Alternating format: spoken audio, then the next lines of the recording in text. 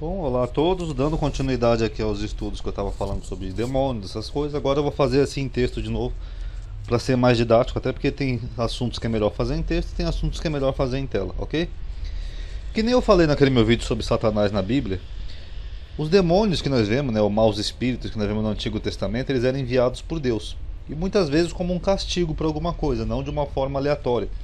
Como por exemplo, o rei Saul pecou, ele desobedeceu a Deus, então Deus mandou um mau espírito atormentar o rei Saul e fazer o rei Saul ficar louco, né? Segundo a escritura, o rei Saul era lunático, digamos assim. O mesmo aconteceu com Abimeleque e deve ter outros personagens que eu não sei aqui agora de cabeça, ok? Então começou a surgir em Israel uma crença de que doenças eram causadas por demônios, como no caso o rei Saul, que ficou louco, ficava às vezes se comportando como um animal. Então começou a surgir essa crença de se atribuir doenças a demônios. Então se alguém era doente, eles achavam que aquela pessoa era endemoniada. Mas não de uma forma aleatória, como as igrejas hoje em dia pregam por aí. Geralmente era por castigo por algo. Como aqui no caso de Abimeleque e Saul, esses demônios vinham por um castigo por algo de errado que eles fizeram. Então, como castigo, Deus mandou os demônios.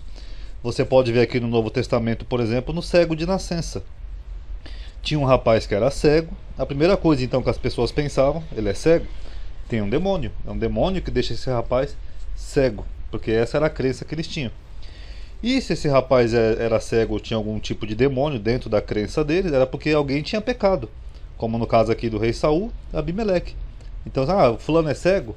Alguém pecou. Ou foi ele que pecou, ou foi os pais deles, ou alguma coisa tem, porque senão ele não ia ser cego à toa. Um detalhe aqui é que o cego é de nascença. Tanto que eles perguntam, né, para Jesus: ué, se o cego é de nascença, quem pecou, né, para que ele nascesse cego, este ou seus pais que pecaram? A Jesus esclarece: nem ele nem seus pais pecaram, entendeu? Tem algum outro motivo, algum outro propósito para ele nascer assim. Aqui no caso Jesus explica, mas não foi nem ele nem o pai dele, mas era uma crença vigente na época. Você pode ver aqui dentro do Novo Testamento que as doenças que existiam na época, que eles não tinham explicações médicas, são essas doenças que eles atribuem a demônios, como por exemplo, Marcos 3,15. Jesus deu poder aos apóstolos para curar as enfermidades e expulsar demônios. Você viu como tem uma correlação entre enfermidades e demônios? Aqui em Lucas 8,2. E algumas mulheres que haviam sido curadas de espíritos malignos e enfermidades. Maria Madalena saiu 7 demônios, que supostamente seriam 7 enfermidades ou 7 doenças. Lucas 9, versículo 1. E convocando seus 12 discípulos, deu-lhe virtude e poder sobre todos os demônios. Aqui Jesus deu poder para os apóstolos sobre os demônios para curar enfermidades. Porque era essa a concepção da época. Eles achavam que as enfermidades eram causadas por demônios, por algum castigo ou porque alguém tinha pecado. Lucas 13, 11. E eis que estava ali uma mulher que tinha um espírito de enfermidade já havia 18 anos. E andava curada e não podia de modo algum endireitar-se. Essa mulher aqui no caso, ela devia ter alguma coisa nas costas, uma corcunda, alguma coisa. Mas aí eles achavam que era um espírito de enfermidade, um espírito. Então era assim que eles lidavam com certas doenças no primeiro século, ok? Vamos ver alguns casos aqui, por exemplo. Lucas 11, 14. Jesus estava expulsando um demônio que era mudo. Ué, existe demônio mudo? É que na verdade o rapaz era mudo, que nem aqui o cego de nascença. E eles achavam que o rapaz era mudo porque ele tinha um demônio. Que da mesma forma que nem o cego de nascença, o rapaz era cego, eles achavam que era um demônio. Aí Jesus curou esse rapaz, então eles entendiam que Jesus expulsou essa enfermidade, esse demônio. Aqui nesse outro exemplo aqui em Lucas 9 tem um paralelo também aqui em Mateus, eu coloquei as duas mais ou menos próximas. Era um rapaz que tinha um filho epilético. O rapaz espumava pela boca, às vezes se lançava no fogo, às vezes se lançava na água. Inclusive aqui em Mateus ele chama de lunático, mas na verdade é o epilético. Tanto que as bíblias colocam na epígrafe, né? O endemoniado epilético. E aí Jesus vai lá e expulsa o demônio, ou seja, Jesus curou a enfermidade. Tanto que se a gente for pegar assim pela lógica, a epilepsia hoje em dia já é conhecida pela ciência.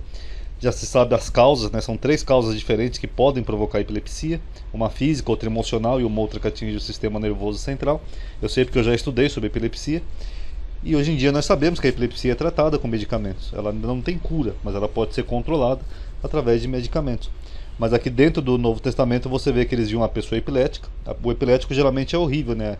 Quando a pessoa tem um ataque epilético, a pessoa vira os olhos, quase morde a língua, começa a espumar pela boca, se debate todo, né, tendo convulsões. Eles viam aquilo, eles pensavam que aquilo era uma possessão demoníaca. Então você vê aqui que Jesus curou o rapaz, e eles dizem que é como se fosse uma expulsão de demônios dentro do evangelho, ok? Essa daqui, Marcos 7:25, eles não especificam bem o que é só uma mulher que rogou a Jesus que expulsasse o demônio da sua filha. Mas aí, segundo os evangelhos, quando ela chegou em casa, sua filha estava curada. A palavra é cura. Então, esse demônio que aqui é mencionado era uma doença, ok? Aqui em Lucas 8:27 é os endemoniados gadarenos, né? Aquela passagem que eu falei que é bem improvável, né, do Novo Testamento. Mas enfim, você vê que o endemoniado gadareno ele era um lunático. Era um rapaz que ele ficava andando em sepulcros, andava sem casa, sem roupa, às vezes se arrebatava, ou seja, devia ter convulsões. Provavelmente deveria ser alguém que tinha algum problema psiquiátrico ou algum tipo de epilepsia. Mas dentro da concepção do Novo Testamento da época, eles atribuíam a uma legião de demônios. Mas na verdade era só alguma doença, ainda desconhecida e inexplicável pela ciência da época. Inclusive, para quem não sabe, uma curiosidade, Lucas, segundo a Bíblia, era médico, o autor do Evangelho. Essa crença em demônios era tão presente no primeiro século que o próprio Jesus, aqui você vê em algumas passagens, aqui eu só isolei uma, ele era acusado de ser endemoniado ou de ter demônios. Porque algumas coisas que ele fazia também eram incompreensíveis para os judeus da época, ou para a sociedade da época. Aí os judeus diziam para ele: nós não sabemos que tu eres um samaritano e que tens um demônio? Tem outras passagens paralelas no Evangelho de João, onde você vê que Jesus também era acusado de ser endemoniado, ok? Aí agora, por curiosidade, que nem eu falei aqui no começo do vídeo, mesmo a crença de demônio do Novo Testamento, eles vinham todos da parte de Deus. Ó, tanto de Saúl, de Abimeleque, eu já falei naquele vídeo lá do espírito para colocar mentira na boca dos profetas, a operação do erro, vinha tudo da parte de Deus, porque a Bíblia é um livro monoteísta. Aí quando você vê aqui no Novo Testamento mesmo, por exemplo, ele diz assim, ó: nisto conhecereis o Espírito de Deus. Todo espírito que confessa que Jesus veio em carne é de Deus, na Epístola de João. Ué, os demônios confessavam que Jesus veio em carne. Olha aqui, por exemplo, em Lucas 4:41. Ó, tu és o Cristo, Filho de Deus.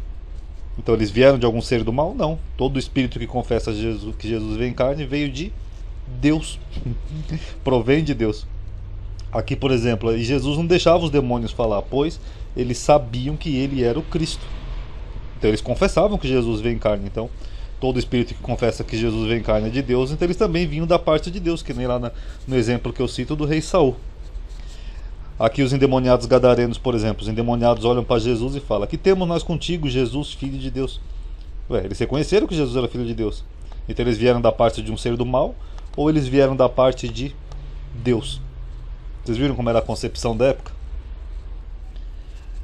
E para finalizar, eu deixo aqui 2 versículos para a reflexão das pessoas. Primeiro, a questão do que as